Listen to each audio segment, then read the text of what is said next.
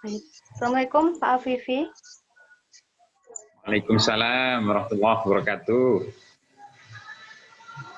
Mohon maaf tadi ada kendala Bapak di linknya. Tadi link yang dibagikan yang ada batasannya 40 menit. Baik, langsung Ya, saja. ini nanti 40 menit lagi putus lagi ya. Insya Allah ini nggak ada batasannya, Pak. Oh gitu. Ya. Baik, terima kasih kepada Mas Rizal tadi yang sudah membagikan kisah Rasulullah yang berkesan dan insya Allah berkesan juga di hati teman-teman. Untuk selanjutnya yaitu langsung ke puncak acara yaitu penyampaian materi yang akan disampaikan oleh Bapak Afifi dengan tema aktualisasi keteladanan Rasulullah untuk gerakan revolusi mental. Kepada Bapak Afifi, waktu dan tempat kami persilahkan. Assalamualaikum warahmatullahi wabarakatuh. Waalaikumsalam warahmatullahi wabarakatuh. Alhamdulillah. Alhamdulillahirabbil alamin. Wa bihi nasta'inu ala umurid dunya waddin. Wassalatu wassalamu ala asyrafil anbiya'i wal mursalin sayyidina Muhammad.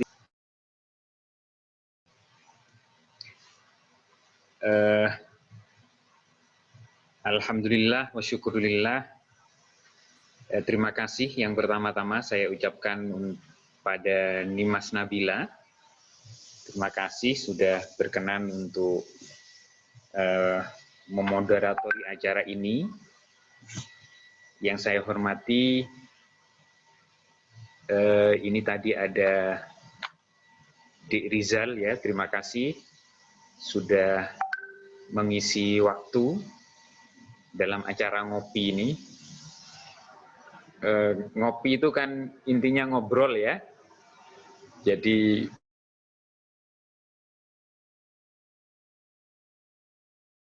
memang saya menyarankan nanti juga sebaiknya punya obrolan-obrolan bermanfaat yang bisa disampaikan kepada kita semua. Nah, yang saya hormati juga Khairul Akbar Aziz sebagai Ketua FSIAP dan Ketua Panitia acara ini, dan adik-adik semua peserta ngopi FSIAP pada sore hari ini. Alhamdulillah wa syukurillah, kita semua patut bersyukur kepada Allah SWT.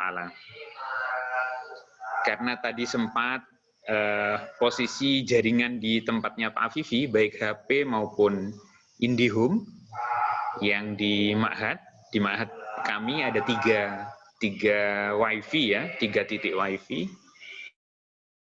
Tiga-tiganya tidak bisa, dan ini yang lebih duluan adalah setelah saya tethering dengan HP. Ini alhamdulillah lancar ya. Alhamdulillah wa syukurillah, juga kita patut bersyukur kepada Allah sampai sore hari ini kita diberi nikmat Allah yang luar biasa, terutama nikmat iman, nikmat Islam yang dibawa oleh Rasulullah SAW. Salawat serta salam tak lupa, mari kita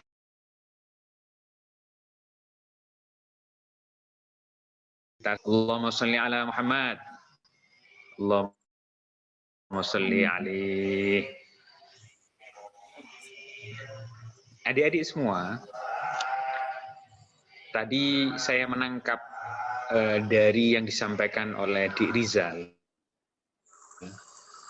bahwa Rasulullah SAW itu terkenal dengan sifat al-aminnya.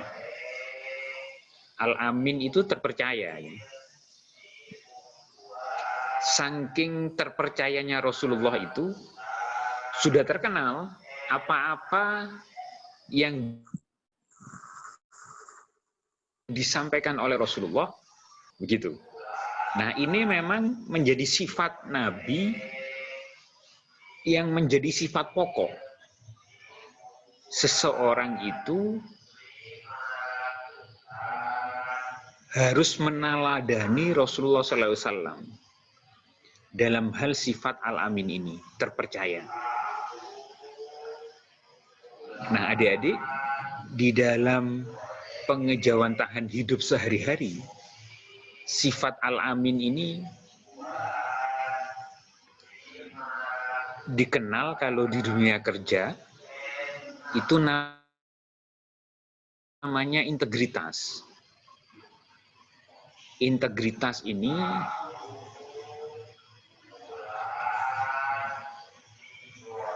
bagian dari sifat Al-Amin, terpercaya.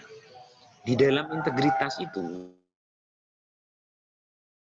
ada sifat kejujuran. Jujur dalam kondisi apapun, jujur, terpercaya.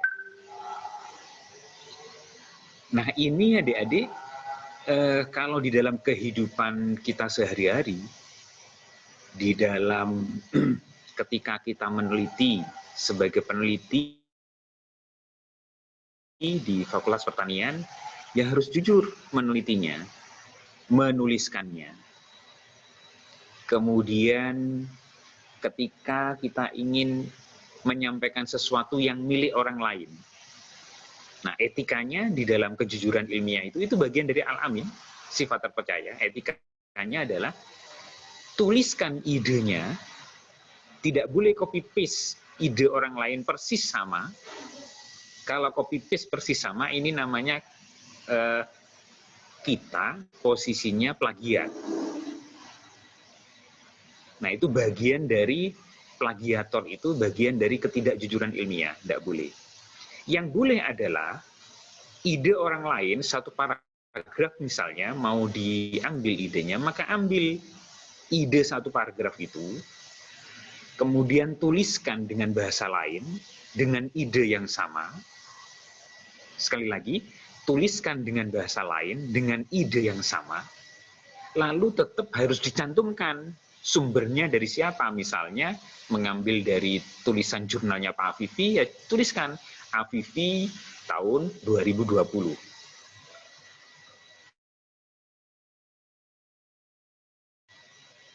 Di dalam, kalau kita bahas sifat Al-Amin ini saja, di dalam ketika kita bekerja, dalam kehidupan kita sehari-hari, sepintar apapun orang itu, sekalipun lulus cum laude semua A, tapi kalau dia tidak punya sifat Al-Amin, tidak punya kejujuran, maka tidak ada gunanya.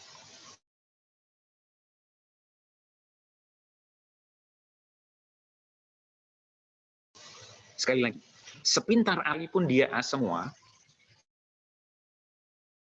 nilainya tidak ada yang B, tidak kejujuran, tidak ada gunanya. Bayangkan adik-adik, kalau dia menjadi seorang ayah, tapi ayah yang tidak jujur, hartanya diperoleh dari tidak jujur. Abubrah itu. Kalau dia menjadi seorang ibu, tapi ibu yang tidak jujur, bubrah itu, keluarga itu. Nah, maka Al-Amin itu menjadi suatu sifat yang memang harus benar-benar kita toladani dan kita ejawantahkan, kita wujudkan dalam hidup kita sehari-hari.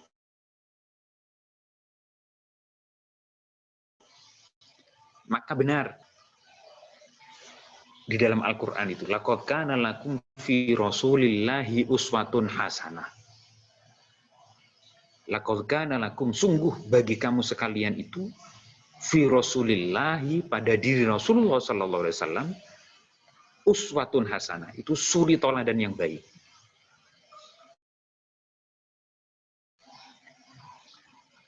Nah, dalam hal Al-Amin ini saja.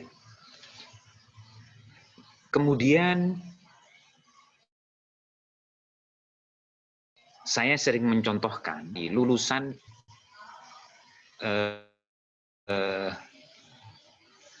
Fakultas Ilmu Komputer. Dan dia saking pintarnya program,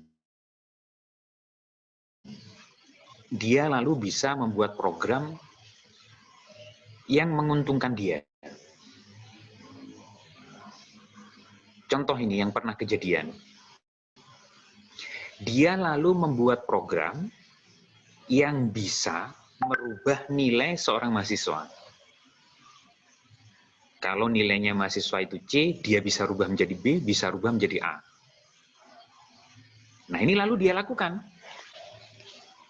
Belum lulus ini, anaknya ini. Tapi dia tidak punya sifat al-amin. Terpercaya itu dia tidak punya. Lalu dibuatlah program itu, ditawarkan. Ayo, kalau mau B, 75.000 dari C. Kalau mau A, dapat 150.000. Banyak yang mau adik-adik. Apa akibatnya? Selesai enggak dia kuliahnya? Tidak. Ketahuan. Kenapa kok ketahuannya? Ya dosen kan suka melihat nilai yang sudah dia buat. Dibuat, loh ini asalnya C, kok jadi B? Yang ini kok jadi A? Dia rubah lagi nilainya. Nilai aslinya dilihat tuh, ini dikembalikan lagi. Besoknya berubah lagi, dilaporkan. Maka kemudian yang terlibat adalah kepolisian bagian cybercrime. Ditangkaplah itu. Ketahuan dari nomor IP address berapa, laptopnya siapa. Ditangkap. Selesai tidak kuliahnya? Tidak. Tidak selesai, dikeluarkan. Nah, ini akibat tidak mewujudkan sifat-sifat kejujuran, al-amin, terpercaya. Yang kedua, kisah yang kedua, dia sudah lulus, nilainya bagus, diterima di bank. Kebetulan wajahnya juga ganteng. Nah, lalu diterima di bank menjadi front desk, jadi di depan yang melayani pelanggan itu, di situ. Melayani orang yang menabung, menarik uang, dan seterusnya. Lalu dia buat program. Setiap transaksi yang lebihnya dari 1 sampai 10 rupiah, misalnya transaksinya 9.905.000 rupiah. Nah, lebihnya 5 rupiahnya itu masuk ke rekening dia secara otomatis. Dari seluruh Indonesia, dia buat program itu. Dalam waktu sekian bulan saja, rekeningnya itu, kalau 1 rupiah se-Indonesia terjadi 5 juta transaksi di hari itu, maka dia akan dapat otomatis 5 juta masuk ke rekening dia. 1 kali 5 juta transaksi.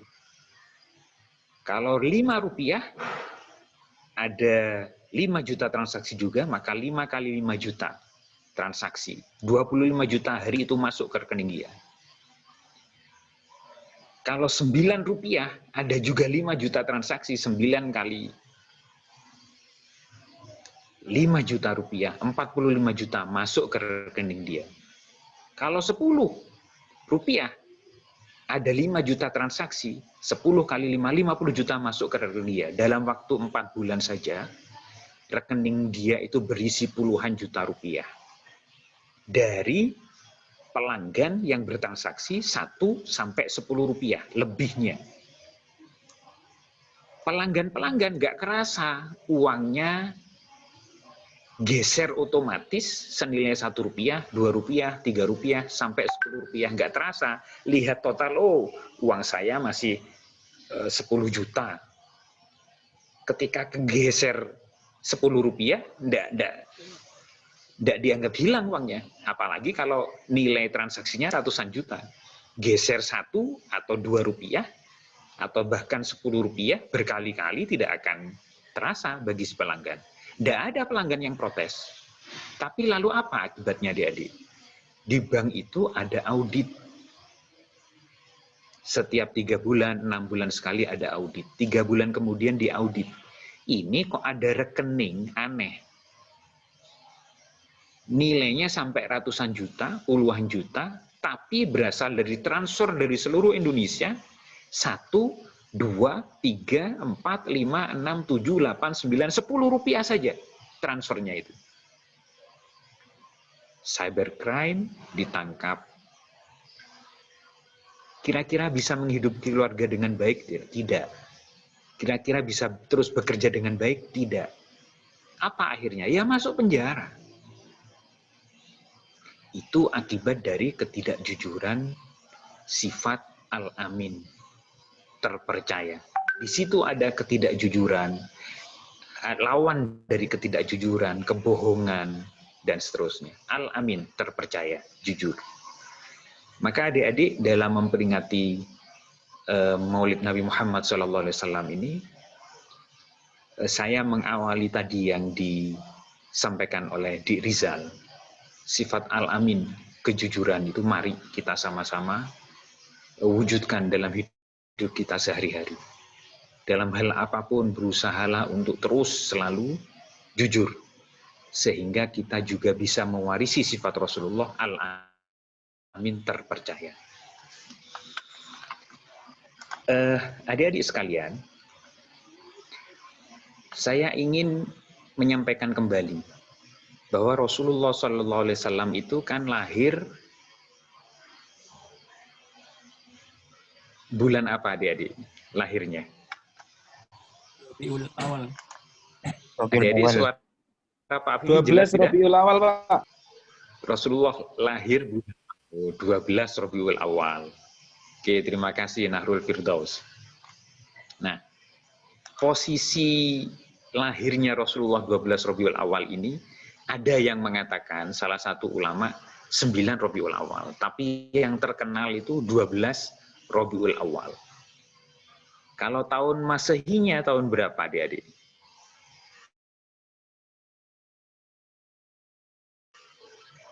Kalau nggak salah 71.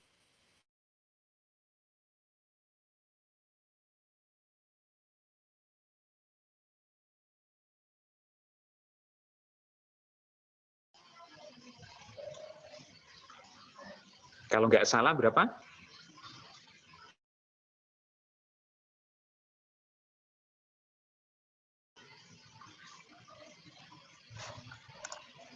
Berapa kalau nggak salah?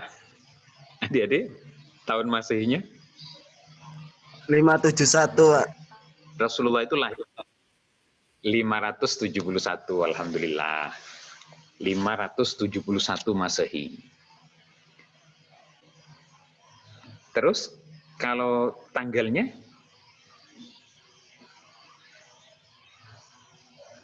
(12 Rabiul Awal) itu sama dengan berapa Masehi ya? Ada yang tahu? Nah, ini jarang yang kita tahu. Tahunnya mungkin kita tahu. 571 Masehi. Tapi tahun Masehinya, tanggal Masehinya itu 20 April adik-adik. Rasulullah itu. Nah, beberapa ayat Al-Quran yang perlu Pak Afifi sitir kembali berkaitan dengan kelahiran Rasulullah ini. Lahirnya Rasulullah itu merupakan suatu anugerah yang sangat besar ya bagi umat manusia.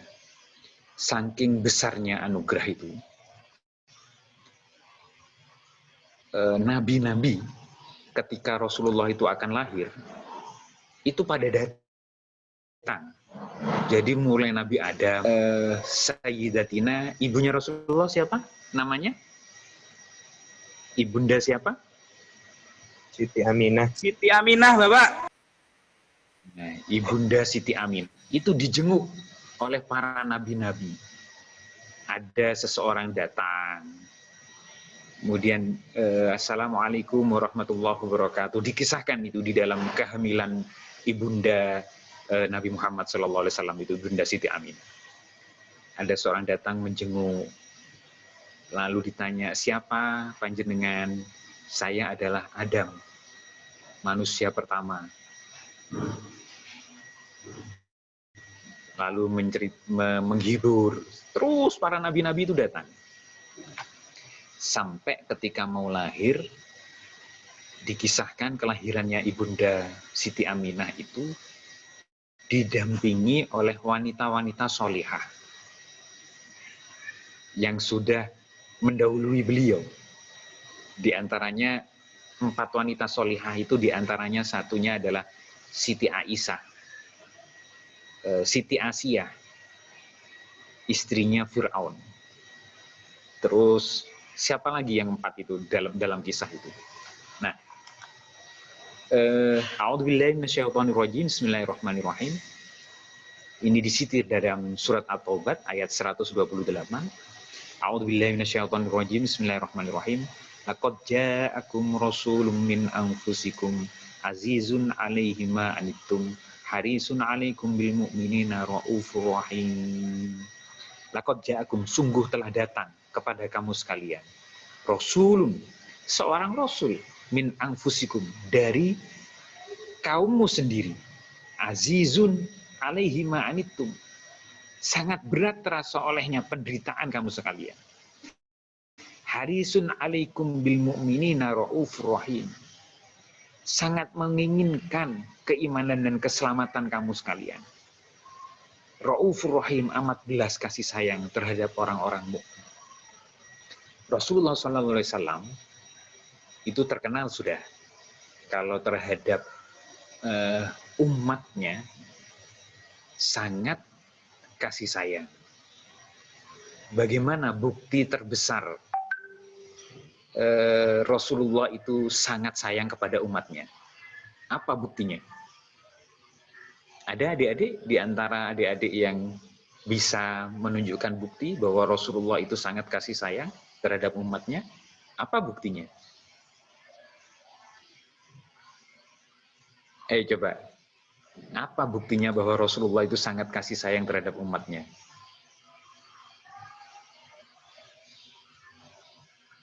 Ayo, ada yang mau menyumbangkan pemikiran?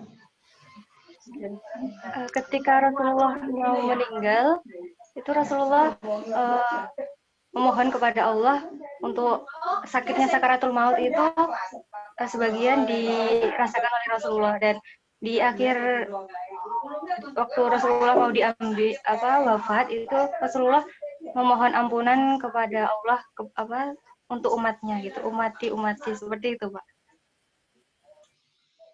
Ya, tepat sekali nih Mas Nabila. Yang pertama,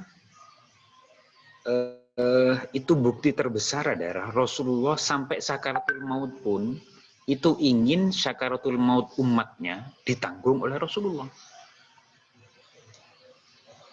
Orang yang meninggal itu yang paling disebut itu biasanya yang paling disayangi.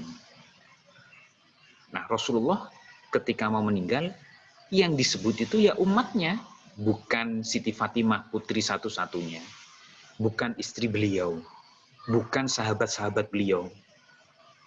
Tapi apa yang didahulukan oleh Rasulullah? Ummati, ummati, ummati. Sampai di akhir hayatnya. Itu bukti kasih sayang Rasulullah SAW.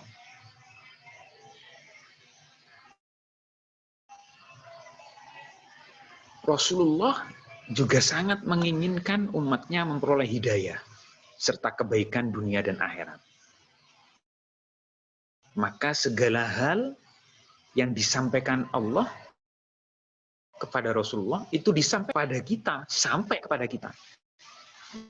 Bahkan Rasulullah masih menyimpan doa terbaiknya untuk umatnya kelak di yaumil hisab. Apa? Syafa'atul uzma. Ini salah satu beberapa bentuk kasih sayang Rasulullah itu. Syafa'atul uzma. Nah, kita kalau ingin mendapat syafaat Rasulullah, di samping melaksanakan seluruh ajaran Islam, menjauhi larangan-larangan, juga perbanyaklah sholawat. Sholawat perbanyak, punyalah zikir sholawat di dalam sehari-hari. Menjawab adzan itu diantara yang amalan-amalan supaya kita dapat syafa'atul uzma, syafaatnya Rasulullah SAW. Dan tentu mencintai Rasulullah.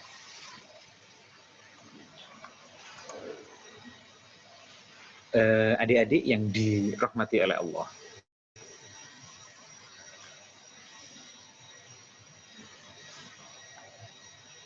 Itu kira-kira yang bisa Pak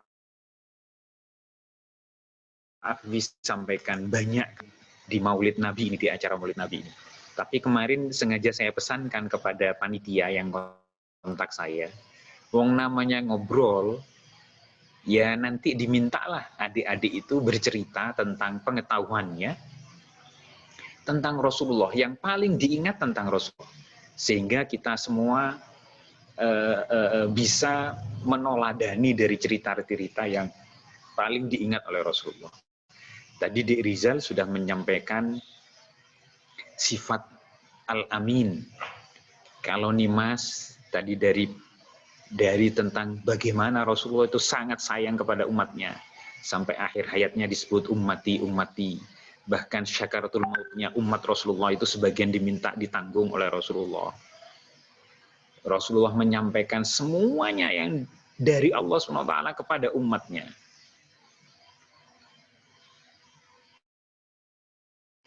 Itu diantara kasih sayang Rasulullah kepada kita.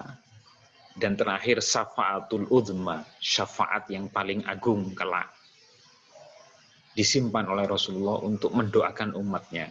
Sebagian umatnya yang mau masuk neraka diselamatkan oleh Allah dengan syafaatnya. Nah, kita kalau ingin dapat syafaatul uzma itu, perbanyaklah sholawat. Allahumma sholli wa sallim ala Sayyidina Muhammad wa ala ali Sayyidina Muhammad. Macam-macam sholawat. Nah, adik-adik,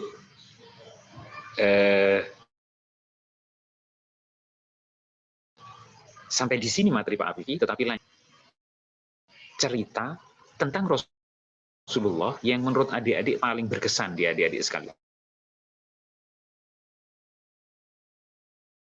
Sehingga kita bisa saling sharing.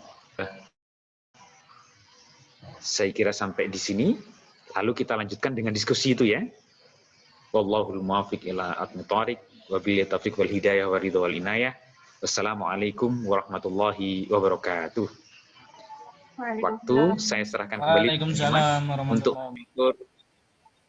mengatur cerita-cerita dari adik-adik ini. Ayo, siapa yang mau bercerita tentang Rasulullah?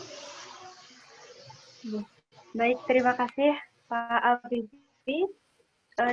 Dari penjelasan Pak Afifi, banyak sekali kisah-kisah Rasulullah yang membuat kita kagum, yang menarik, yang banyak yang kita tadani, mulai dari kejujuran, mulai dari rasa kasih sayang Rasulullah kepada kita, sampai di akhir hayat Rasulullah pun Rasulullah menyebut ummati, ummati, umatku, umatku. Nah, untuk selanjutnya yaitu sesi diskusi. Sesi diskusi di sini kami menyediakan 2 termin dengan masing-masing termin 3 pertanyaan atau 3 penyampaian sharing tentang kisah Rasulullah.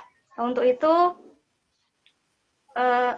langsung saja kepada teman-teman yang mau sharing atau bertanya tentang tema yang telah disampaikan dan pemateri yang sudah disampaikan oleh Pak Afifi, dipersilahkan. Mungkin nanti untuk yang bertanya bisa langsung raise hand, nanti akan dipersilahkan untuk on mic. Baik, pada teman-teman dipersilahkan. Monggo.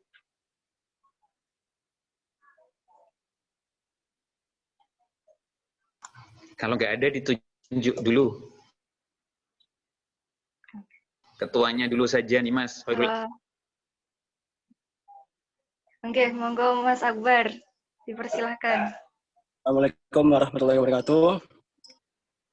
Sebelumnya saya ucapkan terima kasih kepada Bapak Afifi yang telah memberikan materi yang sangat luar biasa sekali. Nah, untuk sharing terkait Nabi Muhammad ini, saya tadi mengambil dari cerita Habib Ja'far dan ditambah dengan penjelasan dari rumah zakat. Nah, untuk yang pertama ini terkait cerita Nabi Muhammad di mana waktu itu Nabi Muhammad ini didatangi oleh seorang yang pernah berzina. Nah, tetapi Nabi Muhammad tidak langsung memvonisnya atau tidak langsung memberikan hukuman rajam, akan tetapi menanyakan dulu, mungkin kamu sedang bermaksiat. Setelah itu Rasulullah ini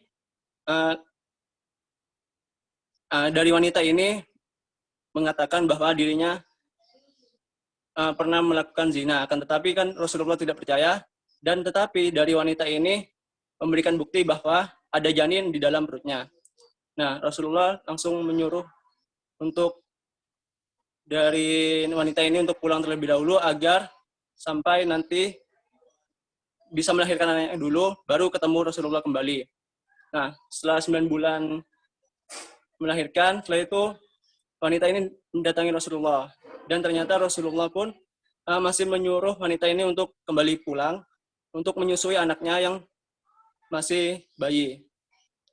Nah, di mana dari pembelajaran ini Rasulullah itu mengisyaratkan bahwa memberikan peluang untuk wanita ini berbuat baik, dan untuk hukum Islam ini bisa tidak langsung disegerakan atau luntur tergantung dari kondisinya. Dan dari wanita ini bisa lahir juga anak yang soleh atau soleha, dan dari kita tidak bisa langsung memvonis seseorang apabila terdapat kesalahan atau dari penampilan mungkin. Nah, karena kita tidak tahu di akhir hayatnya ini apakah mati dalam keadaan beriman atau mati dalam keadaan su'ul khotimah. Nah, pas saat setelah Rasulullah merajam wanita tersebut, Rasulullah ini langsung mensolati jenazahnya. Tetapi dari Umar ini menanyakan, Rasulullah bagaimana kok tiba-tiba mensolatkan wanita yang pernah berzina ini? Nah, Rasulullah menjawab, wanita ini telah bertobat, dan seandainya taubat tersebut dibagi ke 70 orang Madinah, maka itu bisa mencukupi mereka. Nah, mungkin itu saja yang dapat saya sampaikan. Kurang lebihnya mohon maaf. Wassalamualaikum warahmatullahi wabarakatuh. Waalaikumsalam warahmatullahi wabarakatuh. Oke, itu kisahnya luar biasa sekali ya. Dan kisah wanita ini memang cukup terkenal, di mana terjadi hukum rajam karena zina.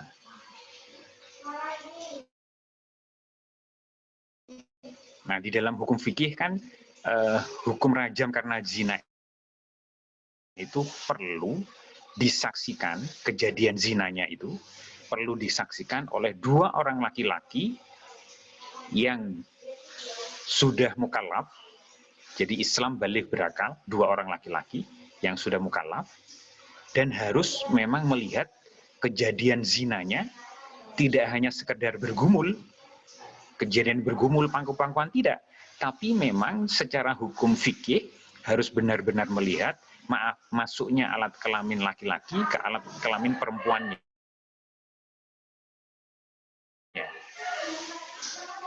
Ini 2 orang itu bisa jadi saksi, dijadikan saksi yang sah bahwa seseorang sudah berzina. Nah, karena itu di zaman itu tidak pernah ada kejadian dirajam karena zina, kecuali satu-satunya wanita ini yang ternyata mengaku berzina.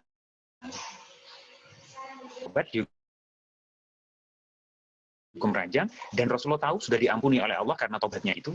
Lalu inilah wanita yang berzina lalu bertobat dan disolati oleh Rasulullah, dan di dalam kisah itu lalu dikisahkan beliau ini ahli surga karena tobatnya sudah diterima oleh Allah SWT. Nah, ini kisah yang menarik di zaman kisahnya Rasulullah, bagaimana Rasulullah itu tidak langsung menyegerakan terhadap hukum itu. Tidak mudah langsung Rasulullah, kamu sudah berbuat maksiat kepada Allah SWT, langsung dirajam, tidak. Tapi diminta sampai melahirkan, menyusui anaknya, dan sampai anaknya sudah tidak menyusu lagi.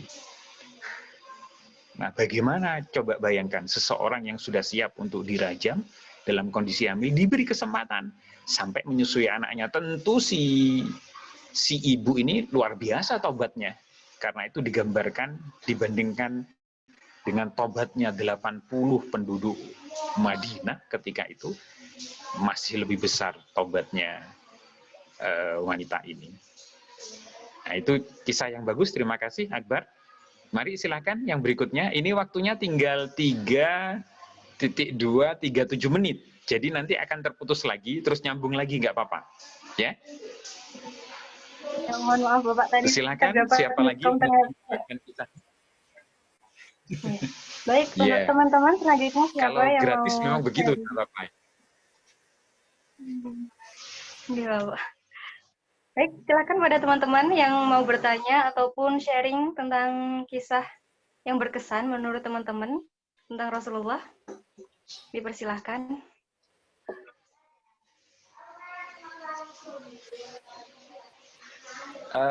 Ketua panitianya siapa ya yang kontak Pak Afifi ya? Tapi kalau di Pak Afifi yang nampak itu. Ini nomor HP-nya 0722 terakhirnya.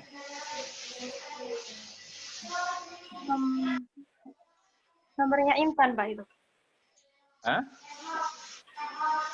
Nomornya Intan? Nomornya Intan. Ya, ayo Intan. Sekarang Intan yang kontak Pak Afifi, ayo. Bercerita tentang yang paling berkesan tentang Rasulullah. Ayo, habis Intan, Tarisan, siap-siap.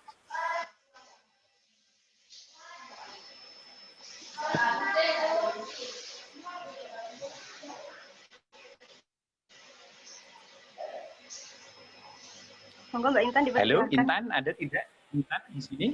Silahkan. Iya, Pak. Habis Intan, Tarisa Nurlaili ya.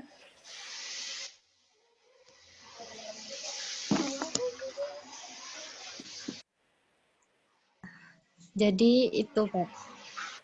Saya kan pernah dengar cerita tentang yang Rasulullah itu pernah ke pasar apa gitu ya, Pak ya. Terus ada seorang kayak pengemis kayak jauhi Nabi Muhammad kayak menghina ke Nabi Muhammad gitu. Tapi Nabi Muhammadnya itu sabar, terus kayak lemah lembut, kayak gak apa-apa, biarin aja.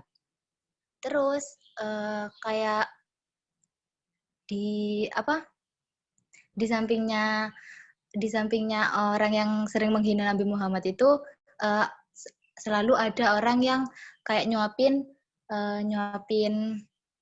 si pengemis itu. Tapi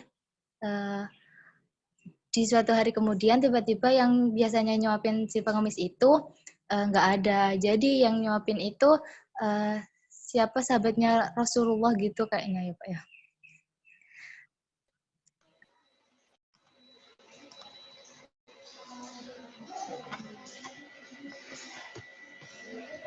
Oke, terima kasih Intan. Ini ceritanya begini Intan. Intan agak kurang jelas ceritanya. Jadi ada seseorang yang selalu mencaci maki Rasulullah di pasar. Ini pengemis buta, Intan. Sudah pengemis, buta. Nah, karena dia dengar tentang Rasulullah itu minta pembayaran hutang. Kaum Quraisy ini kan suka menunda-nunda hutang, kata Zaid bin San'ah. Loh, bukankah Zaid? Betul, walaupun belum waktunya, saya tetap minta sekarang. Sayyidina Umar sudah mau mentung saja itu kepada Yahudi Zaid bin San'ah. Terus Umar jangan.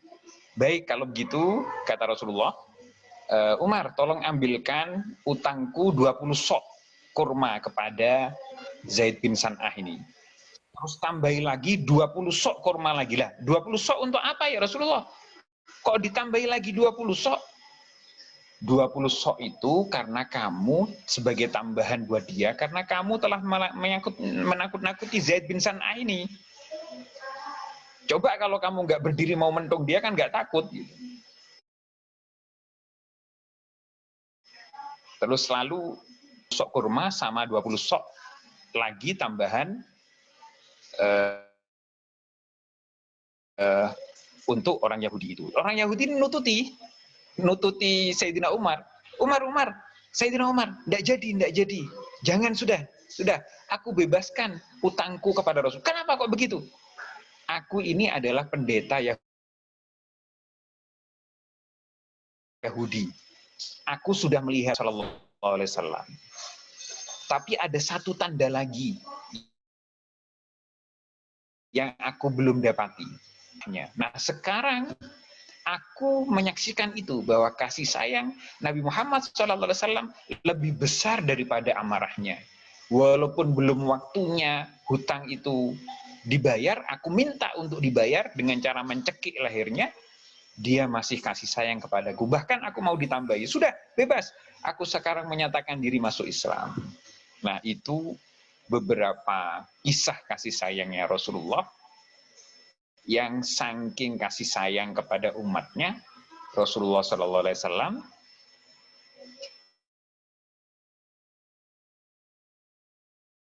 melebihi amarah. Si sayang Rasulullah melebihi amarahnya itu memang sudah diceritakan di zaman bahkan Rasulullah sebelum lahir dalam kitab-kitab Yahudi, kisah-kisah Yahudi. Nah, adik-adik, banyak hal yang bisa diteladani dari Rasulullah, karena waktunya terbatas. Zoom-nya sudah 3 kali, 4 kali ya. Mati hidup kita nyambung lagi. Saya kira cukup sampai di sini. Mudah-mudahan teruslah kalian banyak membaca kisah-kisah Rasulullah dan tauladani, sehingga kita benar-benar bisa melaksanakan firman Allah, laqad kana lakum fi rasulillahi uswatun hasanah, meneladani Rasulullah.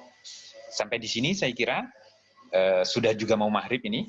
Kurang lebihnya mohon maaf adik-adik.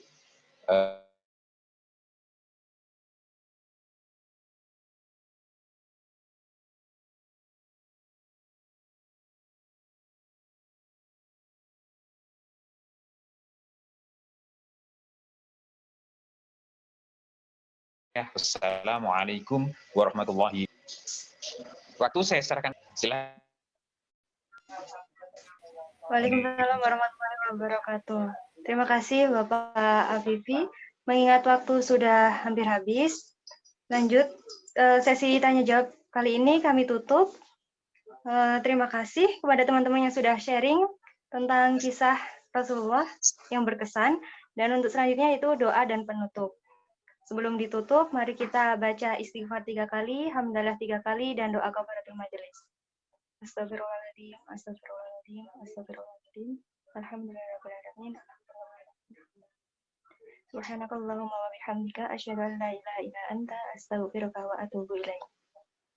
Dan untuk selanjutnya yaitu penutup, saya mau terima kasih pada teman-teman yang sudah bergabung hadir dalam acara kajian ngopi sore hari ini.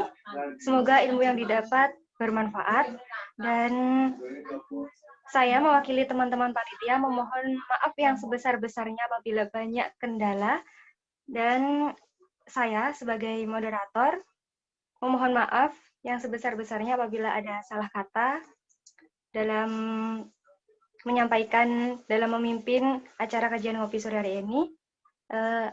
Ada beberapa informasi yang ingin saya sampaikan sebelum saya tutup, yaitu yang pertama, saya ingin mengingatkan kepada teman-teman untuk melakukan presensi terlebih dahulu. Untuk link presensi sudah di-share sama teman-teman panitia di room chat. Dan yang kedua itu informasi tentang kajian ngopi FSIAP. Kajian ngopi FSIAP ini dilaksanakan 2 minggu sekali, dan di FSIAP ini terdapat kajian rutinan tiap minggu yang diantara ngopi sama pembinaan MTQ. Jadi untuk minggu sekarang ngopi, dan untuk minggu selanjutnya pembinaan MTQ. Untuk di akhir kegiatan nanti akan dibagikan sertifikat di akhir kegiatan pembinaan MTQ dan ngopi. Yang insya Allah yang insya Allah ngopi ini terdapat 10 seri, dan ini sudah yang ke-8 seri, jadi kurang 2 seri lagi. Dan selanjutnya informasi selanjutnya yaitu saya ingin memberitahukan pada teman-teman untuk nanti di akhir acara ada sesi dokumentasi, dimohon untuk teman-teman nanti untuk menyalakan kameranya terlebih dahulu. Akhirul kalam, wabillahi taufik walhidayah, waridha walinayah, wassalamualaikum warahmatullahi wabarakatuh. Baik, untuk teman-teman dimohon untuk menyalakan kameranya terlebih dahulu untuk melakukan sesi dokumentasi. Untuk teman-teman PDD, minta tolong dipersiapkan. Monggo yang belum dinyalakan kameranya, dinyalakan terlebih dahulu. Oke, akan saya hitung. 1, 2, 3.